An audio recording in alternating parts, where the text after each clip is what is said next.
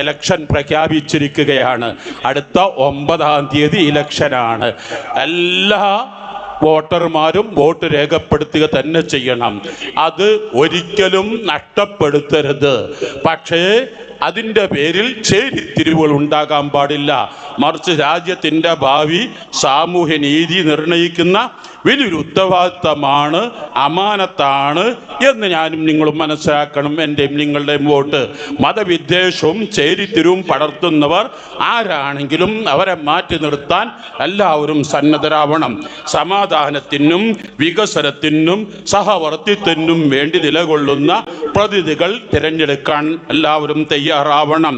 കേരളത്തിൽ ഐക്യവും ജനാധിപത്യ മൂല്യങ്ങളും കാത്തു സൂക്ഷിച്ചുകൊണ്ട് പരസ്പര ബഹുമാനത്തോടെയും ഉത്തരവാദിത്വത്തോടെയും വോട്ടവകാശം വിനിയോഗിക്കുക എന്നതാണ് ഒരു ഉത്തമ പൗരന്റെ കടമ എന്ന് മനസ്സിലാക്കണം.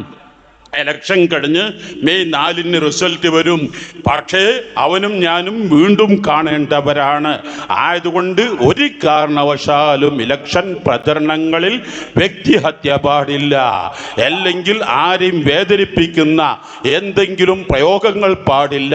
മറിച്ച് അത് നിങ്ങളുടെ സ്വാതന്ത്ര്യം, നിങ്ങളുടെ അവകാശം, അതാർക്ക് വിനിയോഗിക്കണമെന്ന് അതാത് നേതൃത്വങ്ങൾ പറയുമ്പോൾ ആ നേതൃത്വത്തിനനുസരിച്ച് നിങ്ങളുടെ ബുദ്ധി യുക്തി മനസ്സിലാക്കി നിങ്ങൾ രാജ്യത്തിൻ്റെ നന്മക്ക് വർഗീയതകൾ ഒഴിവാക്കി, ചേരിത്തിരിവുകൾ ഒഴിവാക്കി, സമൂഹത്തിനും സമുദായത്തിനും ന്യൂനപക്ഷങ്ങൾക്കും സംരക്ഷണം നൽകുന്നവർ ആരാണോ അവർക്ക് വോട്ട് ചെയ്ത് അവർ അധികാരമേൽപ്പിക്കാൻ എല്ലാവരും ശ്രമിക്കുക.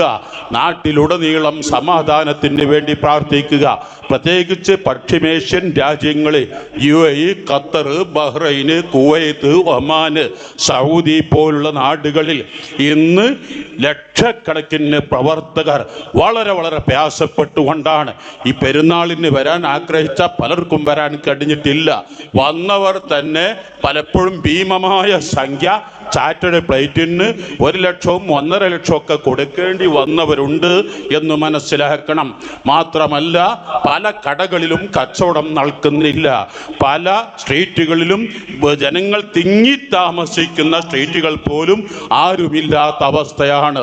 ഇന്നത്തെ ദുആയിൽ ഏറ്റവും പ്രധാനമായത് പശ്ചിമേഷ്യൻ രാജ്യങ്ങളുടെ സമാധാനത്തിന് വേണ്ടി ലോക രാജ്യങ്ങൾ ഈ ഇസ്രായേൽ ഈ അമേരിക്ക നടത്തുന്ന യുദ്ധം അവസാനിപ്പിക്കുന്നതിന് വേണ്ടി എത്ര നിരപരാധികളാണ് ക്രൂശിക്കപ്പെടുന്നത്, എത്ര കുട്ടികളാണ്, എത്ര സ്ത്രീകളാണ്. ലോകത്ത് നാശനഷ്ടങ്ങളല്ലാതെ ഒരു ഗുണവും ഈ യുദ്ധം ചെയ്യില്ലെന്ന് മനസ്സിലാക്കി ഉത്തരവാദിത്തപ്പെട്ട അതിന് നമ്മുടെ രാജ്യം ഉൾപ്പെടെ ലോകത്തെല്ലാ രാജ്യങ്ങളും ഈ യുദ്ധം നിർത്തുന്നതിന് വേണ്ടി സജീവമായി ഇടപെടണം.